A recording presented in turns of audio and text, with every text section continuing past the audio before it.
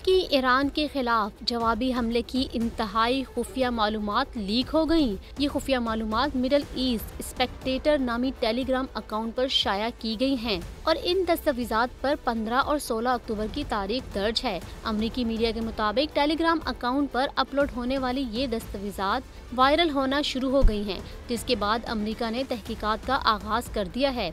एक अमरीकी ओहदेदार का कहना है कि इन दस्तावेजात में ईरान पर इसराइल के मुमकिना हमले की तैयारियों की तफसीलात के अलावा हथियारों की नकलो हमल की मालूमात भी शामिल हैं। इन दस्तावेजात की हसासियत के हवाले से अमरीकी ओहदेदार का कहना है कि ये वो खुफिया दस्तावेजात हैं जो अमरीका के अलावा सिर्फ ऑस्ट्रेलिया, न्यूजीलैंड, बरतानिया और कनाडा देख सकते हैं। ये दस्तावेजात पेंटागन की मलकियत हैं, जो कौमी सलामती के मंसूबे से मंसूब हैं। उनका मजीद कहना है कि इस हवाले से हुकाम तफ्तीश कर रहे हैं कि इन दस्तावेजात तक किसकी रसाई थी।